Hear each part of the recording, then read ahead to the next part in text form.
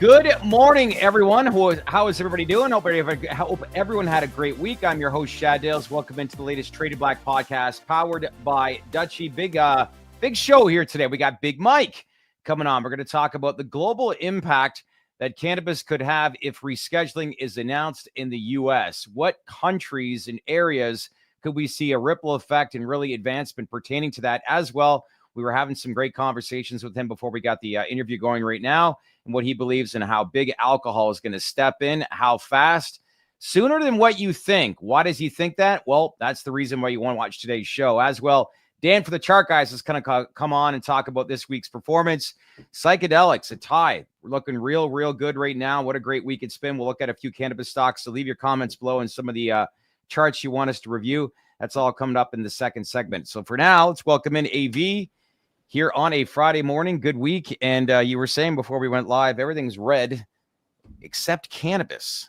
Think about that. Yeah, it's moving. I mean, Tom's been pumping out positive headlines all morning for those that hate on Marijuana Moment and say that they only post bearish things. Tom has literally been a bullish headline factory this morning. We've got bipartisan coalition of 32 AGs urgently push Congress to pass safe banking. Congressional committee pushes to eliminate illegal Chinese grows.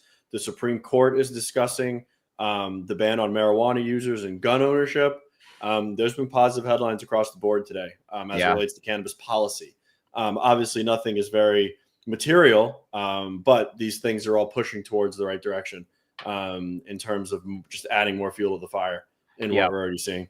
Another one as well you brought up, we'll get in a little bit later, about the U.S. Supreme Court reviewing basically gun owners and what that actually might mean. And it almost looks as if they're getting ahead of this in the event that there is some announcement that's made. But there's all these things that are happening right now that we have not seen before. And it just builds the overall positive sentiment as to why we keep saying this feels different this time. But little snippets of stories here and there, like you said.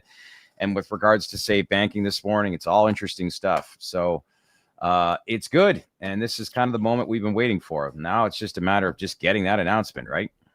Yep. That is everything.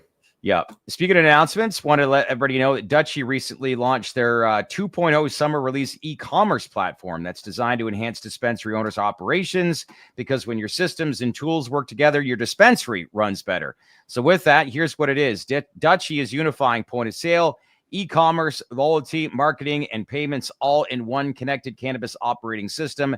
It's trusted by over, I don't know if you knew this, Anthony, but 6,500 dispensaries, empowering more than $22 billion in annual sales. So Dutchie helps you simplify operations and deliver a seamless experience no matter how or where your customers shop. And really, it's building into a Shopify of cannabis. So if you want to learn more and really build the dispensary of tomorrow, today, go to business.dutchie.com. And they actually had an announcement last week that you featured within the newsletter with Ascend Wellness. But what can you tell us? Because I know you did some deep diving into that announcement, but it sounds like customer loyalty and retention is obviously front and center. And we all know that that's something that a lot of operators have struggled with, and you're seeing a lot of discount everywhere right now.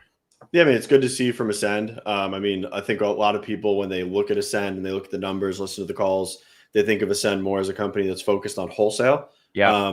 This shows that Ascend is looking to draw more emphasis on their retail operations, develop deeper insights and deeper relationships with their consumer. They're leveraging the entire full stack solution that Dutchie's rolling out. If you read the press release, it was heavily predicated on consumer loyalty, enriching that relationship with the consumer, giving the consumer value add across the board. They're also launching a Legends Club, which is going to be a private invite only facet of their loyalty program. This is what cannabis companies need to do. Cannabis is it's an intimate relationship between the dispensary and the cannabis consumer. Leveraging these loyalty programs, having data and insights, and having that full stack solution to be able to connect to the consumer, especially digitally via the phone, at any given time, whether it's SMS, through the Dutchie app, or any of those mediums. It's very important. I think that we've seen companies like High Tide.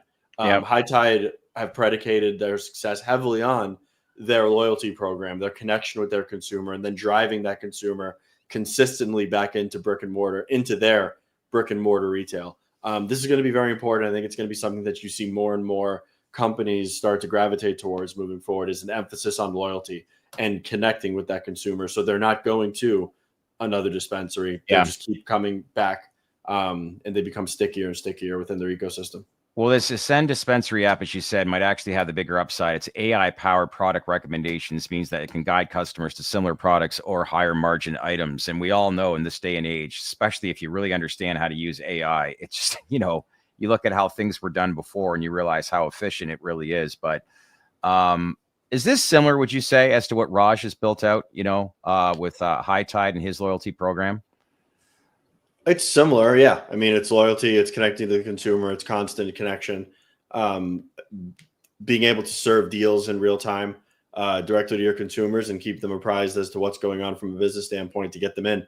Hopefully, it's also with the KPIs of increasing basket size and increasing frequency of the consumer visiting the dispensary. Yeah, it's a 4-tier system, blue, gold, platinum, in the invite-only Legends Club, as you said. So if you want to learn more and you are a dispensary owner or anyone watching this morning that knows somebody, make sure to visit, as I said, business.dutchie.com to learn more. Yep. So with that, let's now get into today's live stream, and welcome back one of the true OGs and one of the greatest personalities that we have as a guest.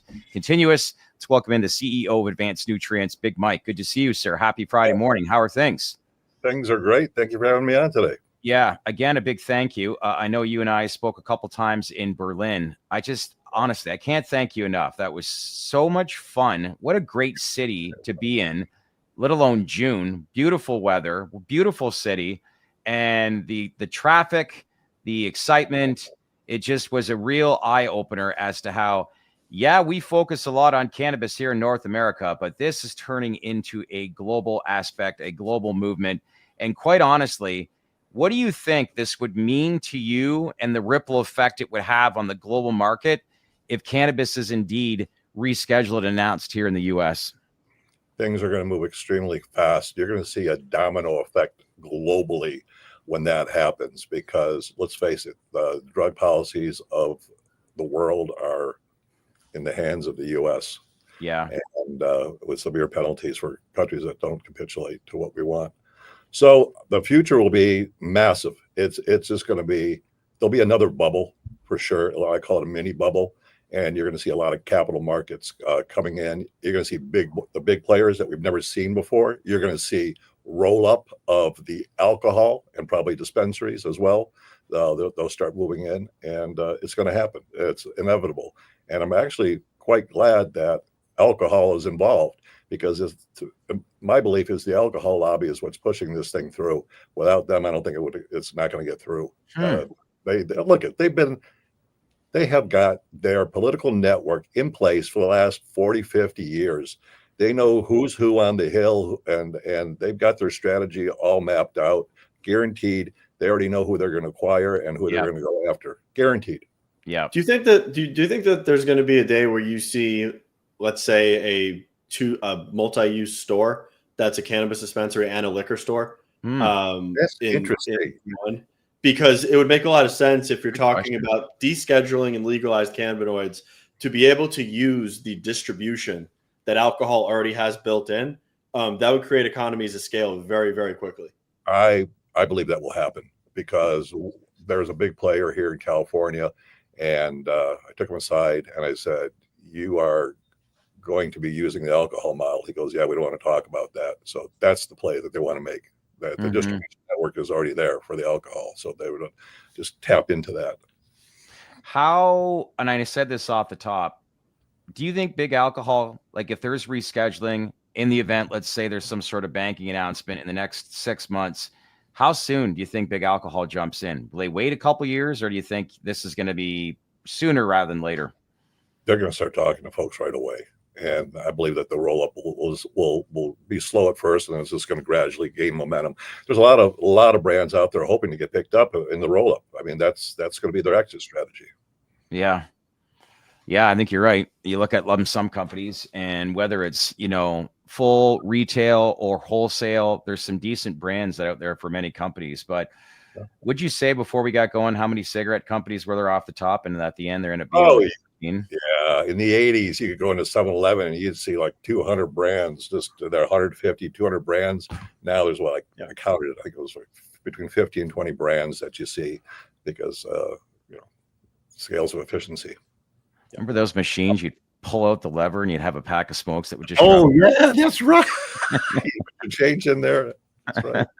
Yeah. Long time. But look, we were overseas last month. And how much do you think, yes, it'll have an impact, but countries like Germany and these other European countries like Poland and France and Italy have been more cautious towards all this. But I can't help but feel with the momentum that's building in Germany and when the U.S. announces rescheduling, if and when, it's really going to have a lot of countries look at this differently. Probably a lot of conversations that are taking place right now, don't you think?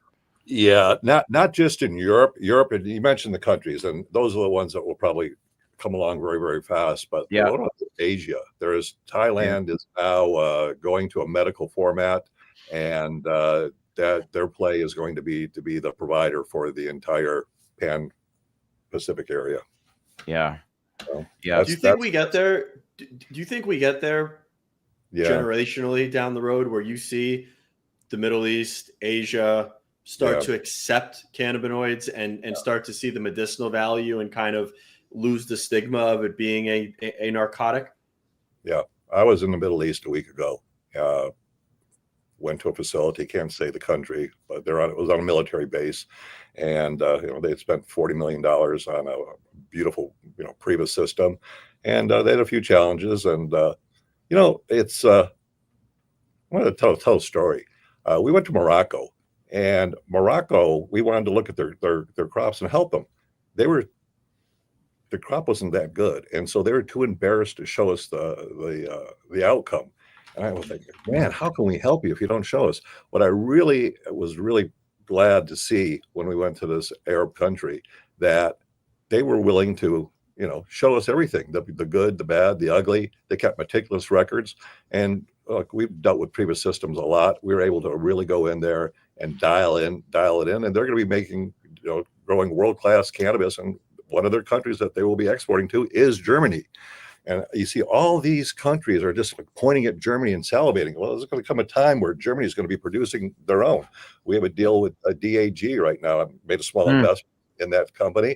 They're going to be growing. Their goal is to grow 100 tons a year. They have a 700,000 square foot facility. I was there. It's an old East German tire factory.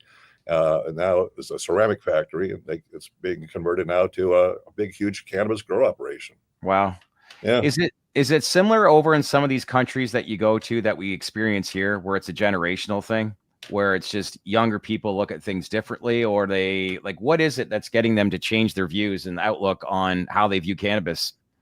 It's generational, as well as the younger generation wants it. We know that cannabis helps people. It's 10,000 things, but it's the medical benefits of cannabis. Everybody knows what they are, and they want to benefit. They want to heal their people.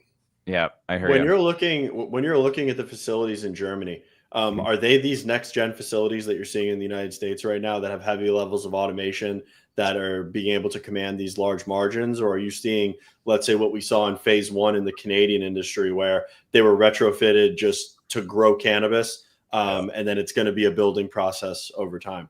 You'll see both. And, the future of cannabis is AI. We're already making an AI platform. It's going to be launched here pretty quick, where you'll be able to put in the strain and we'll put out an SOP automatically. We're also tapping into all the LPs, and we're collecting data now to eventually the next step. It's AI. You'll then be able to put in the plant's genome, and, it costs like $100 to run a genome. And based on the genome, this is how you're going to grow this plant based on the equipment that you have and your ability. I was going to say, so the product there would be that output that you're getting in that SOP then directly just feeds into the automation that you're using, as well as the nutrient lines and just everything that you're using to grow. It's basically controlling all of the grow parameters based off that AI output. Exactly, 100%. Okay. Yeah. Want to switch our attention now to your home state, California. When we spoke last month, there was one raid. I think there was, I don't know how many ICE members. Two raids. Yeah. And then since then, we saw obviously the news 2 weeks ago with Glasshouse.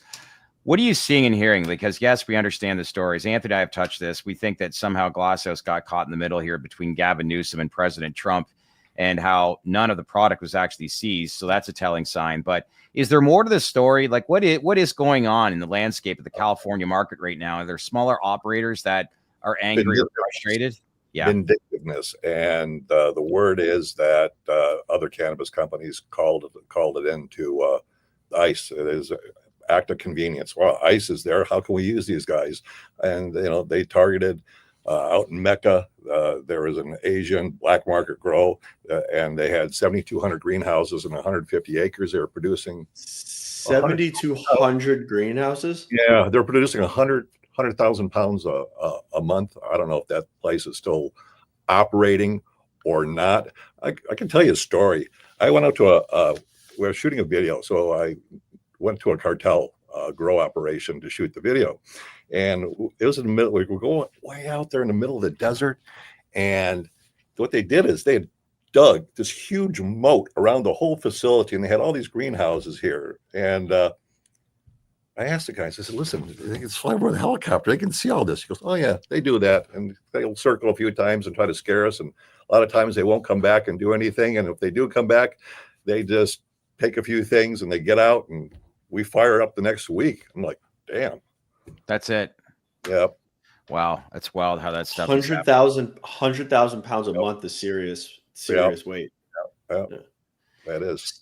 So what do you like? How would you best paint the picture of the California market right now? When I look at it, it's just like, is there vindictiveness, as you said? Is there jealousy, basically, in some capacity, that you have this big established, facility that's producing a ton of cannabis while smaller operators are being swallowed up? Like, how should you view this? The illicit market is going to continue until they get the taxation problem fixed, and it's even more reason to go federal and to have ubiquitous laws, interstate laws that we can all benefit from, and then of course to be able to ship to other countries as well. Yeah, I hear you. We're really missing out on the ability to earn as a nation. We're being hamstrung right now. What do you think that would look like in the event that someday there was reform where you could actually, export cannabis across the world, and it coming from, say, places like California? Yeah, I mean, California is going to have the premium marquee, in the world. Still does today, and it will once it becomes legalized, or medical marijuana becomes legalized. Which brings me up to another thing: this hemp thing. They're going to have a hemp carve out that you can have interstate travel and all this thing, and medical marijuana isn't. We have medical marijuana, but yet we have recreational going. It's going to be very interesting how they're going to sift and sort through all of that, or they're not. But alcohol's got a lot of power, so we'll see what happens. Once hemp has clear direction, I think you're going to see either, I don't want to say lawsuits because I hate when people get litigious, but if there's clear direction from the federal government saying Delta-9 cannabinoids can travel over state lines in this form, but those same Delta-9 cannabinoids from a state-run cannabis industry are Schedule 1, you have to pay 280E, and you're confined within your state borders, that makes zero sense if the federal government rules on hemp to that degree, which I think will be good for us because it's going to open the door for radical change. Or they've already figured this out, and we're going to see some stuff here in the next couple of months anyway. Well, but something's got to give, because you can't have one and then keep the status quo with the other. And then Texas, what's happening with HB5, and is he going to veto that thing again? Probably. Yeah. And then there was a bill yesterday that was introduced to flat out legalize cannabis in the state of Texas with a full state run adult use industry. Really? This is what you need. It's not going to get passed. It's probably going to die, and it doesn't have a snowball's chance in hell in somewhere like Texas. But the bill that was presented yesterday is what they should implement, and just grandfather the hemp companies in, full seed to sale tracking, full state sanctioned licenses, and an adult use industry right off the bat. and just use the pre-existing infrastructure and operators that can do it and let it go, and stop making it complicated. Yeah, I believe that Trump's going to come in over the top on this thing. I see a lot of talk from a lot of people about this, that, and strategies and all that. At the end of the day, Trump loves executive orders. They want to go after the Gen Z vote. That's what they're interested in, and I can see that Donald signing the executive order and making it happen. Yeah, I agree. And I would love to be the beneficiary of that. Right next to him and a few athletes, and yeah, I totally think that is going to happen. I think it's incremental steps. Like, I know some people, it was on Twitter the last couple days about how the industry's not thinking big enough, and whatever we've been doing in the past has not been working. But I think what we have been doing in the past is asking for this big comprehensive approach, and that hasn't worked. So I think the incremental step in rescheduling first is actually the first step, because there's so many moving parts that we follow the industry and we have an understanding. But people that are outside of it, especially these lawmakers, it's just like, Anthony, you bring up, interstate commerce. Like, these are all these little incremental steps that have got to slowly but surely come into play. But the first step, as we said, is rescheduling.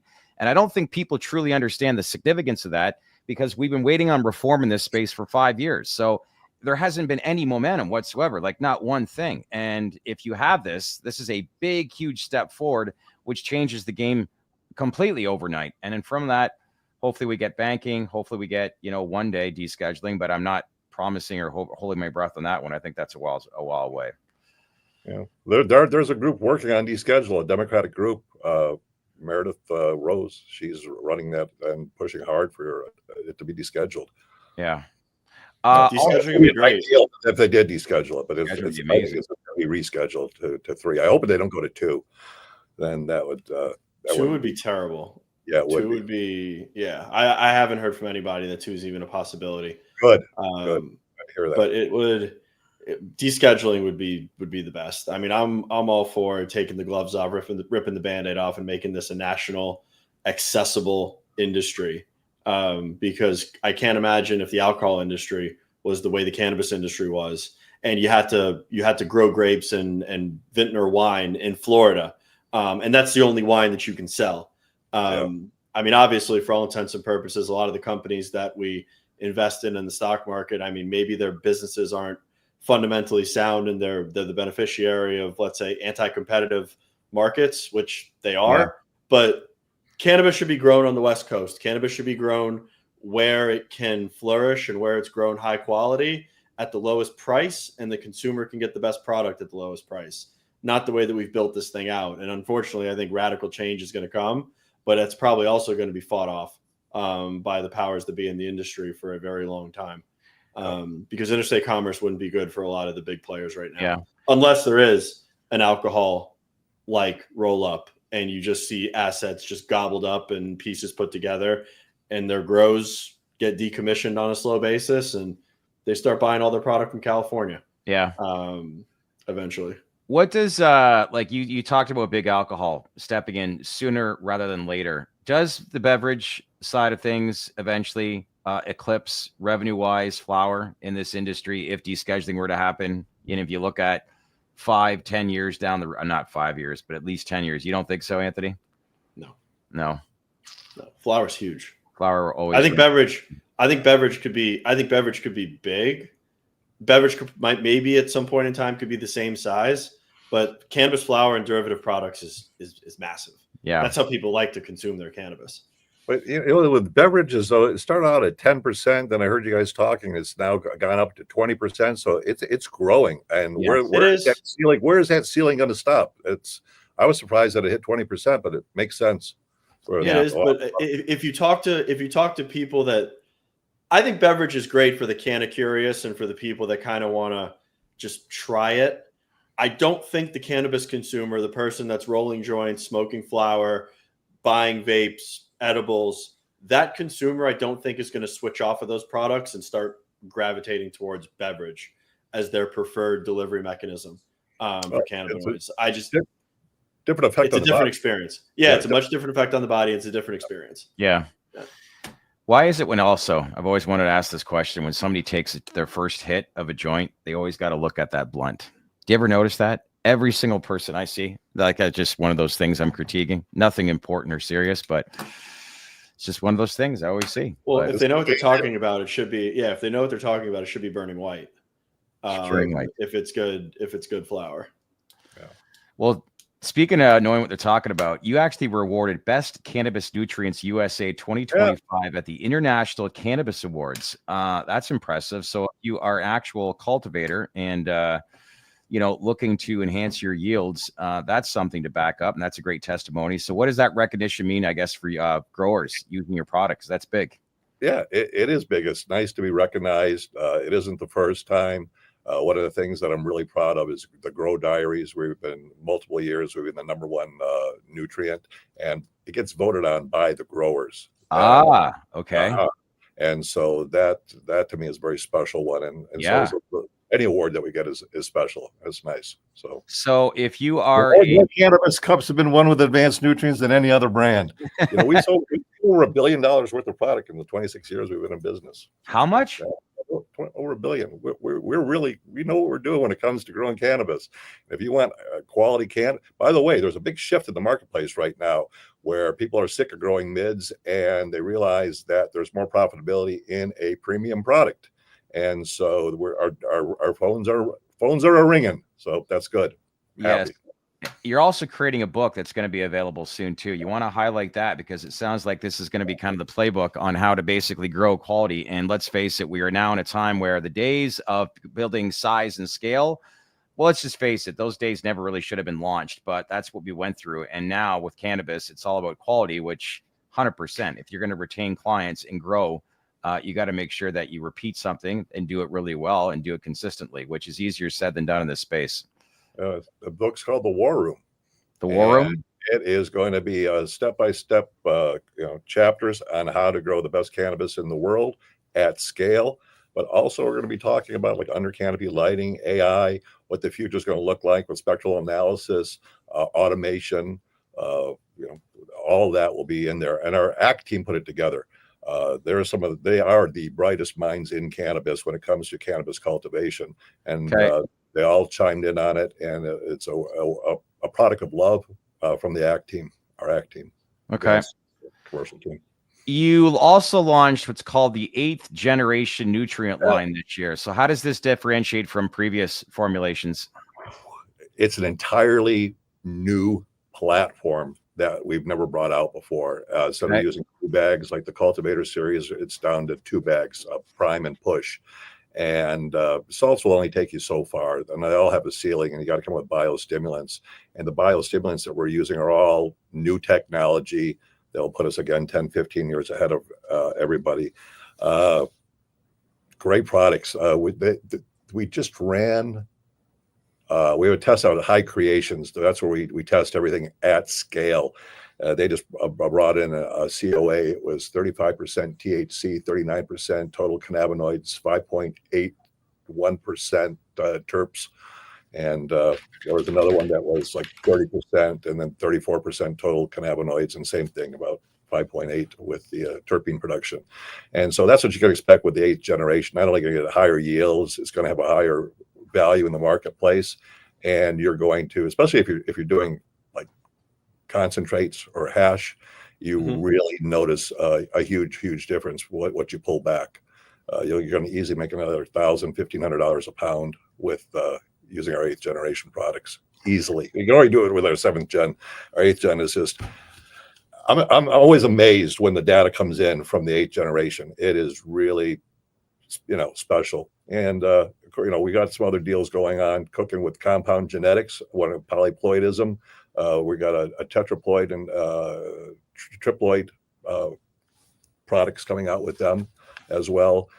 We've got Fast Buds wants to work with us, and there's a lot of guys are just coming out of the woodwork now that want to work with us on the genetic side as well as the nutrient side. Because it's having a lot of fun right now. Well, we need to be everything's moving forward. We got to bring theater to the mind and get out to California and actually show, because we've heard a lot, vertical farming is growing massively. Anthony talked about automation. We were talking about some of the AI that's going to be incorporated into some of these e-commerce platforms that Dutchie is partnering with Ascend Wellness. How much do you think AI that even comes into play when it comes to cultivation moving forward? Because I'm sure that's going to be front and center as well. Huge. Huge. Yeah. It's gonna run everything. It's gonna run the total facility from start to finish. And that's the consistency the industry needs, right? Yeah. It'll give a lot more consistency, repeatable results. This has been great. Always love talking to you. And I'm trying to think if there's anything else that we want to actually cover off. But it's great to see all the positive sentiment that's going on in the space right now. I've said this a few times over the last week or two about how traditionally July is a quiet time of year, but it's never been busier in the space right now. And there's so much interest. Where I live, like the summer months, but I could care less. Let's get summer out of the way and get an announcement. But it's great to see just the positive sentiment. And then, like you've done, traveling a lot globally, and what this kind of impact will have not only in America but globally as well, and how people will start to change their perspective on cannabis, which again, it's a global movement, right?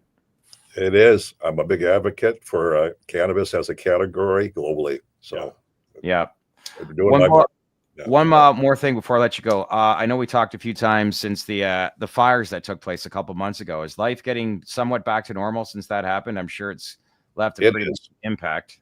It is. I mean, it's still a shock. When they opened at the PCH, we drove through there, and it's just unbelievable. You would see certain houses as landmarks, and they're just vanished. They're gone. It's very, very tragic what happened there. So everything's cleaned up, and there's nothing there.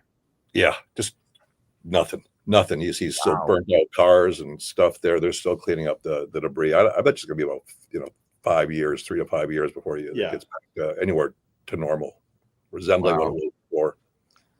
Wow. Crazy. When was that? How many months ago now? I don't know. 3 months ago, 4 months ago, maybe. Yeah. Anyway, tragic to say the least. But listen, always good catching up with you. And thanks for the update. And thanks for the great stories too. But it's good to see things happening here in the US. But it's always great to get some perspectives on how people are viewing it across the world. And I know there's access that you have that the average person doesn't. But all in all, great storytelling time. And if you are a cultivator and want to get better yields, how do they get a hold of you? Just go to advancednutrients.com. That's it. Nice. Yep. Thank you again for setting up that podcast for us last month in Germany. That was great. It was a lot of fun. What'd you think about Tyson when he came down the hallway? Well, you know what? Let's talk. That was cool. He came and he did the interview. I don't think that he realized what you guys are about, because he called you back and you got that interview in his suite there at the Ritz-Carlton. So I know. Cool. Yeah, that was really cool. When he came around the corner, though, I was trying to tell people, but there was a lot of people around him, right? Oh yeah, a ton. Wherever he goes, there is just a massive crowd. Did you see a lot of foot traffic at your booth right next door to us when that came in afterwards? Yeah. That's great. Always they said there's going to be 200,000 people there. It was well over 100,000. I don't know if they hit the 200,000 mark, but it was wild. I know. There was probably 500 people around Tyson, and when they came, it was just like roped off, 5 or 6 bodyguards, and then it was just like huge guys. Yeah, I know, they were big. Yeah, but again, a big thank you. I think right after that, you and I did an interview. So good stuff. Everything all set up perfectly, and you got to have a strong Wi-Fi signal, and it ain't cheap, but you were able to set us all up, and we had no crashes. Live streaming all day Thursday and periodically on Friday. So again, on behalf of myself, Anthony, and the entire community here, thanks again. Okay. You're welcome. My pleasure. All right. Thanks, Big Mike. Talk soon. All right. Good stuff. Oh, there we go. Good guy. I could sit back and just listen to him tell stories left, right, and center. But market's moving. MSOS is at $3. Is it really? Which is nice. Yeah. Nice. Well, on that note,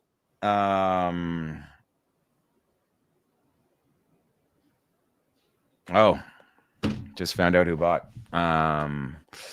Anyway, long story short, let's talk about some of this price movement and bringing in our second segment. I don't know if you want to hang around, Anthony, but let's talk some charts. Arns, let's go with the intro with Dan.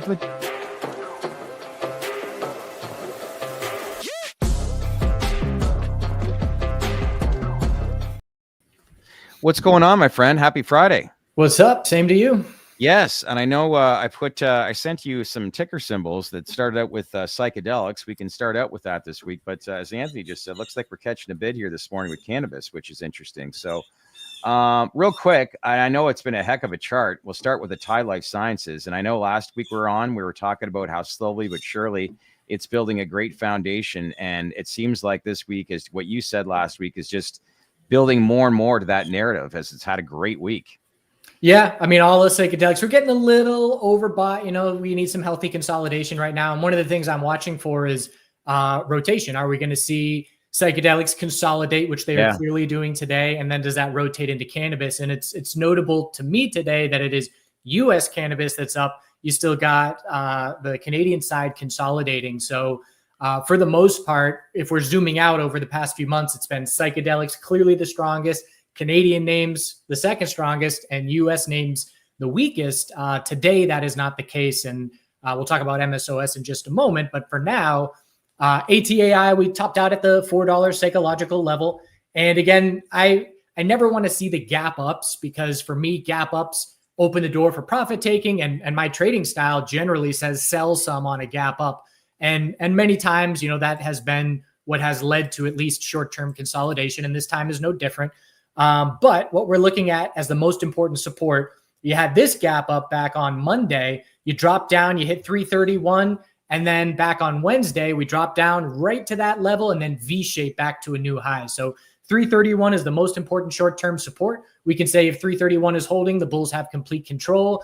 If we were to lose that level, we would zoom out and look for a weekly higher low. But again, just anticipating that psychedelics are going to cool off a little bit. They ran really hard without any kind of, pinpointed catalyst that we can point to. Obviously, you got the bigger picture, broader market stuff, but no red flags at this point, just inevitable daily consolidation. So that explains the pullback that Atai had, because like you said, it was down, I don't know how much, it was down to 332 or 331, as you said earlier in the day. And when I looked at the afternoon, I was like, whoa, this bounced back and came back. And I don't know if that was, it was a 52-week high. It hit, I think, 390 later that day. So that explains what you were saying. The support levels were there. But all in all, again, good week, to say the least. Yeah, just it hit that double bottom and straight up 17%. So obviously meaningful. Yeah. All right. Atai has a 19% stake in Compass Pathways. So let's look at that chart as well, because sometimes they're attached at the hip. And at one time, this was considered the darling of the space. But what are we looking at as far as charts here? Yeah, volume is changing as from a technical perspective, and from a volume perspective, it's now ATAI as the leader. I know that might not be the case with market cap or anything. I don't even know. But for CMPS, we had, obviously the bad news gap down. Anybody that bought after the bad news is extremely happy. And anybody that bought before it is probably not.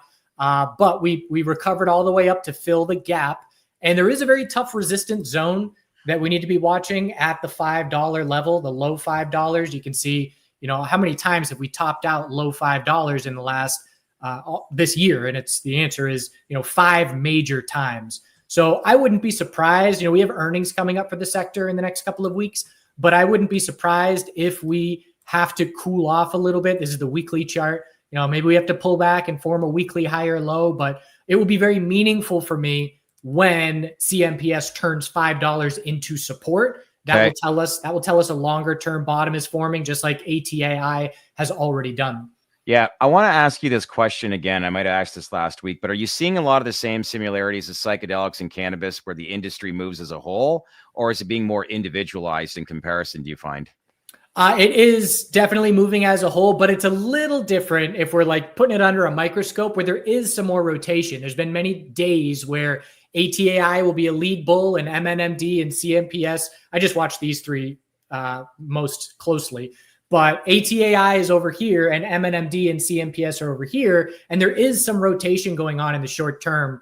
ATAI will be the focus one day. Those names consolidate. Then ATAI starts consolidating and those names get a leg up. And just to show you really closely or quickly here, this consolidation period for ATAI after its data gap up, at that point in time, MNMD was going straight up. And so it was a rotation between ATAI and MNMD. So it does vary a little bit in that regard. And the biggest difference between cannabis, US cannabis, and psychedelics is these names are already uplisted. MNMD is NASDAQ.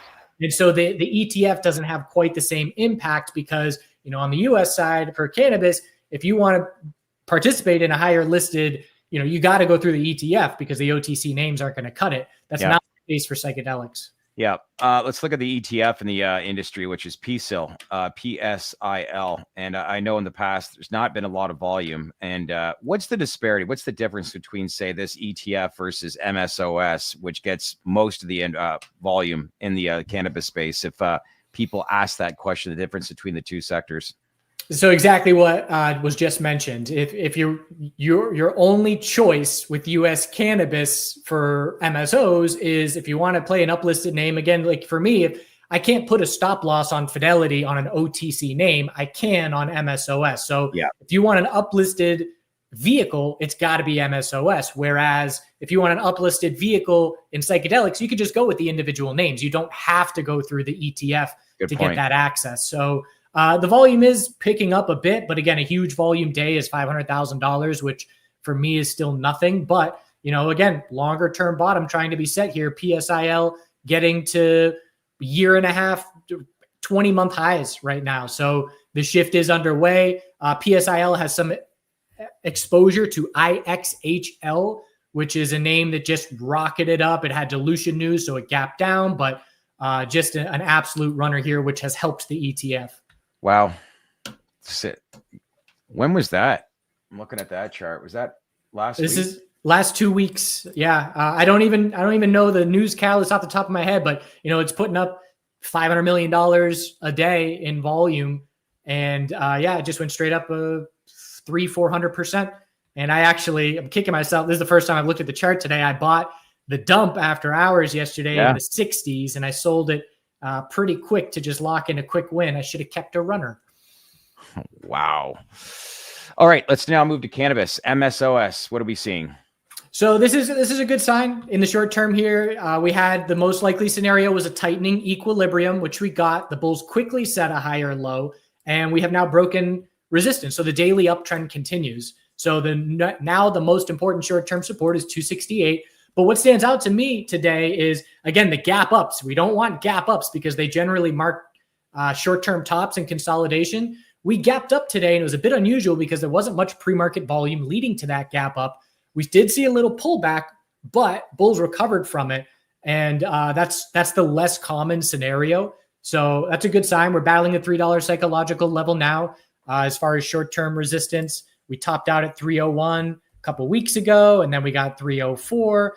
As we know, the level is 323 that we care most about in this most recent price action. Yeah. But we got a daily uptrend. We'll take it. I mean, it's something. And, we're going to have higher volume today than yesterday's. That's good as well. Bulls would love a close over $3. We'll see if we can get it.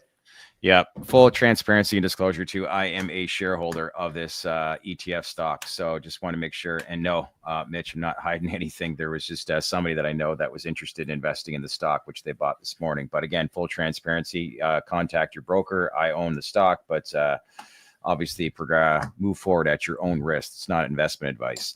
Okay, next, let's touch on, what did I have next as far as the chart? Was Glasshouse? Yes, let's look at them because that got pulled back from the raid. But what are we seeing now that it's been 2 weeks out? Again, another most likely scenario when you have significant volatility, you look for the tightening range. So we had the big dump. We bounced and topped out at 6. Now we have a new higher low. 512 is the most important short-term support. And the direction that this breaks is going to have implications on MSOS in the short term. So if you're a bull, you want to get over 605 and start to recover from that dump. But I wouldn't be surprised to head in, in the absence of any kind of update or news, you head into next week for a couple more days. We can definitely stay within this range. And I would look by maybe the second half of next week to see a break. But this for me, just as let's say I was actively trading MSOS in the short term here, this would be important to me. And, I can be bullish on MSOS today, but I would need to say, okay, Glasshouse needs to break 605 for me to keep that same bullish outlook. So we'll definitely be watching that next week. I know last week we looked at a lot of the trends. A lot of these stocks are just the same thing. And I know everybody wants to see different charts, but they're all operating the same way. We'll bring up TSNDF, which is Terrascent. TSNDF.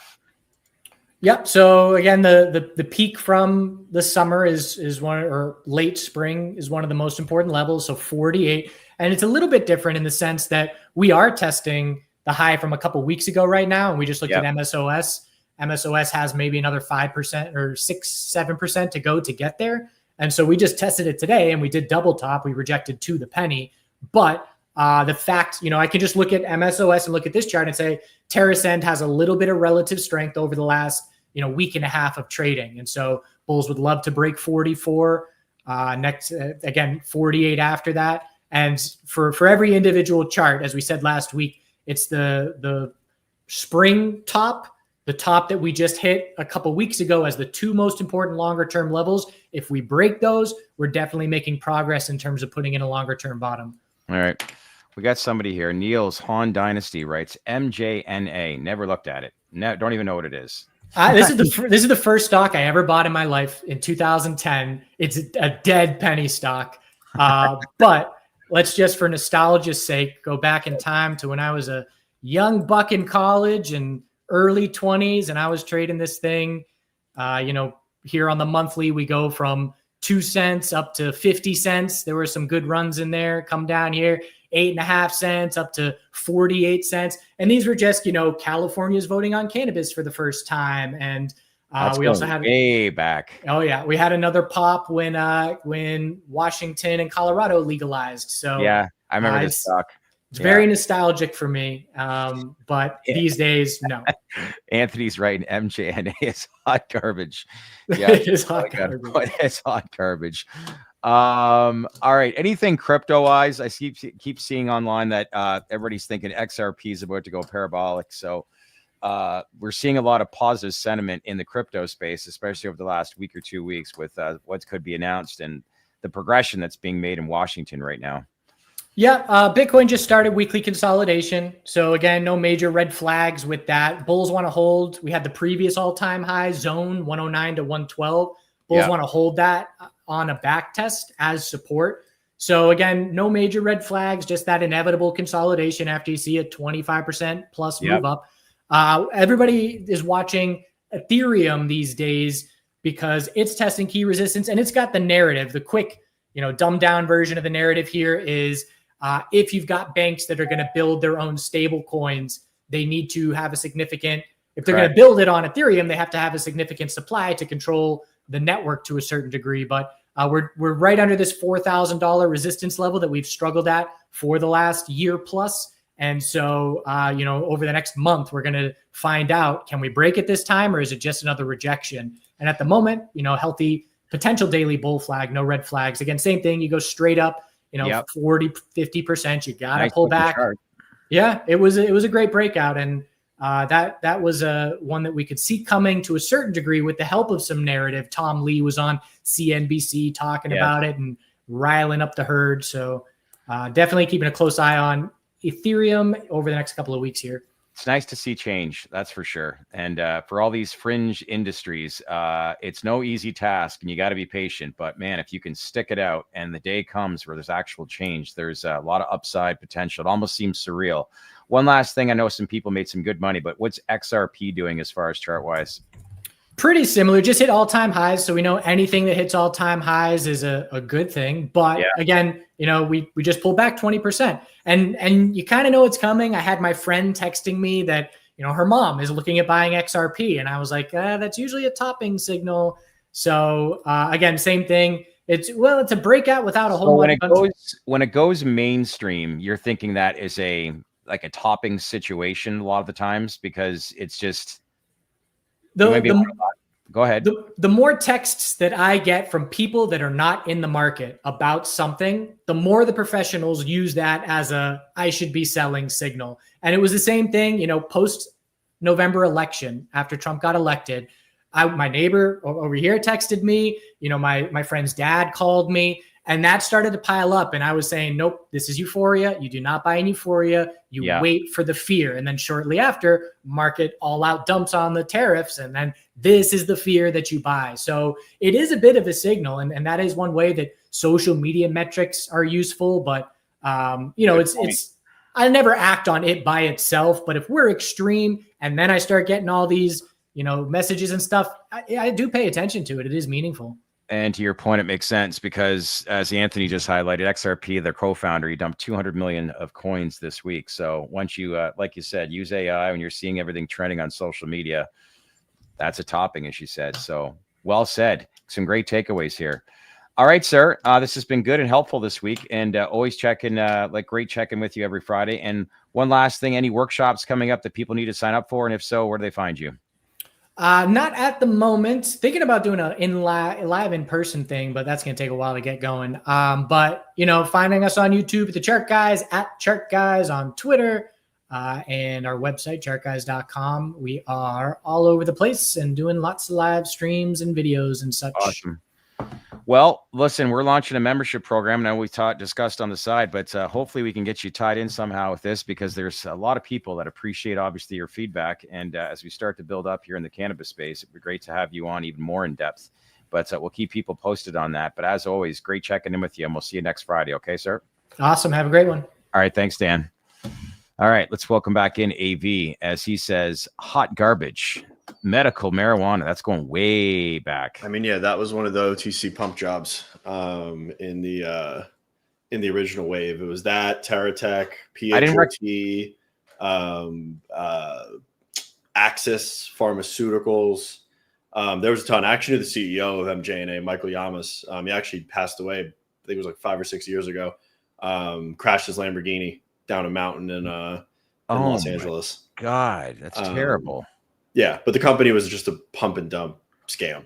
It was crazy though, because the thing would get insane volume and just move. Like if you were trading it like Dan, you were printing money if you could actually catch it. What a week for celebrities. Crazy. Hulk Hogan died yesterday. Yeah. Terrible. Hogan, Ozzy Osbourne, Roy Black, who was big Miami defense attorney. He was like the GOAT. And, defending the Colombian cartels. Theo Huxtable, Cosby Show. Saw that. But yeah. And a friend of ours, the podcast, Ric Flair, that we have had lots of conversations with when we attend some of these Benzenga events. But I saw some of his tweets, and man, I feel bad for that guy right now, because those guys super tight for decades. And sure, that's not an easy time for him as well. But yeah, what a legend. Absolute legend. And I'm showing my age, but I was in Pontiac, Michigan back in 1987 for WrestleMania 3. I was there in person. I was the greatest probably moment in wrestling. I'm not a huge wrestling fan anymore, but back then as a kid, holy cow. He lifted Andre the Giant, body slammed him, 525 pounds. It's insane. Saw that. I was not around for that, but no, I saw that. It was epic. There was 93,000 people there. But man, Vince McMahon, I'm sure we got into that ring and he announced WrestleMania 3. Pretty cool. You come up with an idea and then you are standing in a ring of 93,000 people. That's America right there. Entrepreneurship, the American dream. Before we log off here today, I want to bring up a story that's getting some attention. The U.S. Supreme Court is set to discuss in September whether to take up a case challenging the federal gun ban for cannabis users, otherwise known as Section 922. So for years, if you were a cannabis user, as you know, it's been in a fully legal state that you couldn't legally own a firearm. But now it seems they're starting to get ahead of this and maybe looking at this a little bit differently. But how are you reading this? Because this is encouraging. It's progress. Obviously, they're going to discuss potentially hearing the case. Yeah. It's just another step in the right direction. I mean, obviously, not saying that there's going to be, but if there's a rescheduling announcement between now and then, or cannabis comes off Schedule 1, this greatly changes the conversation at the Supreme Court level. This just adds fuel to the fire. It's another data point around a conversation looking to change a lot of the convolution around cannabinoids in this country. And I mean, the Supreme Court could do some meaningful work here if they do discuss it behind closed doors, which they're going to do, and they decide to hear the case and rule on it. I think this is less about guns and more about just viewing cannabis users are not these dangerous class of people. That's the way I look at it, because it's like, how is this even law? It's crazy. Well, but I mean, you're talking about revoking someone's constitutional right based on them following state legal laws within the state that they live in. Right. So I mean, granted, it's not federally legal, so I'm assuming there's some legal precedent there. Yeah. And I'm not going to start to dissect this like I'm Shane and pretend that I know exactly what I'm talking about.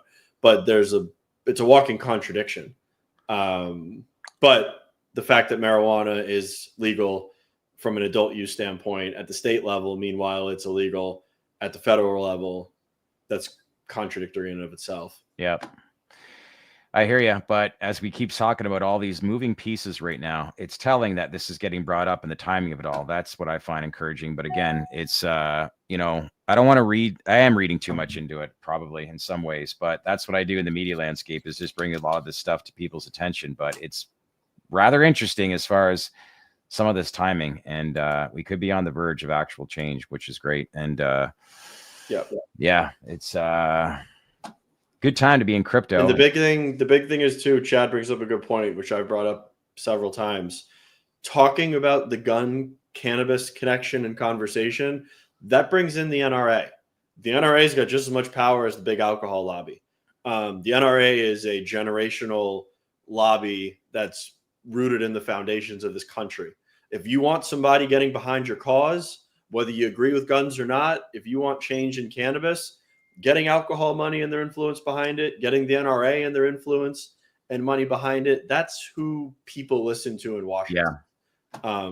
Whether you think it's positive or you think it's negative, you want to see things move, the NRA gets shit done. Yeah. In the halls of Washington. I remember watching the documentary years ago, Bowling for Columbine with Michael Moore. Man, power the NRA has. Charlton Heston, man, that guy exemplified what the NRA was all about. And I mean, I love those Bud Light commercials he had. I love you, man. Do you remember those? Or is that before your time? I don't remember those. There's a guy, he'd always say, I love you, man. And he'd want a Bud Light. And then Charlton Heston said, why do you sound so weak? And he grabbed the bottle, and it was just with stern power. The Bud Light, I think it was the What's Up commercials with the Scream guy. It was my vintage Bud Light commercials. I think they brought those back. It was like notorious in its heyday. And then after being a hiatus of 10 or 15 years, it's like they brought them back. They did, because they made a remake of the movie. Right. I think they relaunched those ads the same year that they made a remake of the movie. By the way, Netflix is now streaming Happy Gilmore 2 as of today. Did you see the original one? I did. What a great movie. And he actually was saying that they had to rewrite the entire script because Carl Weathers was very much going to be part of the second one, Chubbs. But sadly, he passed away last year. Someone is selling me their Verano stock right now. My bid finally hit, which is good. Yeah. Nice. We're moving. That's nice. It's nice to see it catching a bid when everything else is turning red, but a lot of interest pertaining to this. And I think that's a wrap here for this week. Great shows. I want to let everybody know too that I did have a conversation with former DEA Administrator Derek Maltz yesterday. So he has confirmed that he's going to come on to the podcast. He's going to talk about how fentanyl has ravaged families across the U.S. over the past 8 years. He's been working on that closely. We're also going to talk about a lot of things like the illicit market. He's worked closely with Steve Robinson that we had on 2 weeks ago and really shed some light on this whole CCP and the impact it's having on the U.S. market. So less conversation about what the administration is going to do about rescheduling. This is more or less just shedding light on what we're seeing. And one thing he actually brought up to my attention too is that he did catch some heat on Twitter about saying cannabis use actually develops schizophrenia. And I know at first we're like, no, it doesn't. But when he elaborated to me on the phone, it was basically saying that there's more to the story. What I mean by that, it's the illicit black market product that people use. And if they abuse this enough, this is what actually creates. And this is what he saw. Hence the reason why he thinks more and more there should be a regulated market. So I thought that was encouraging. But we're trying to get him on for next Friday. We'll know by midweek next week. But all in all, the whole point in me saying this is that I had a conversation with him and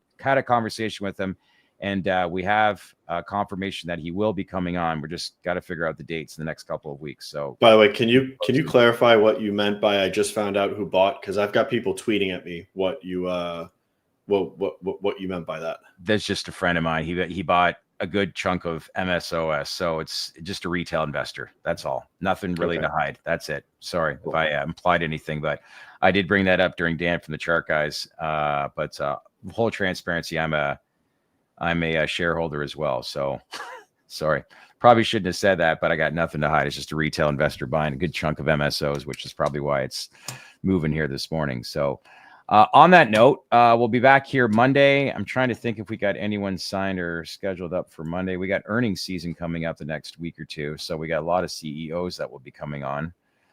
And what do I have? No one lined up for Monday. We'll keep you all posted. Don't forget to log on Sunday as well. I'll have the full weekly recap, the biggest developments in cannabis for this week. In the meantime, enjoy the rest of your day. And hopefully this momentum continues. And we'll see you back here Monday at 4 o'clock. Thanks, everyone. Cool. Bye, guys.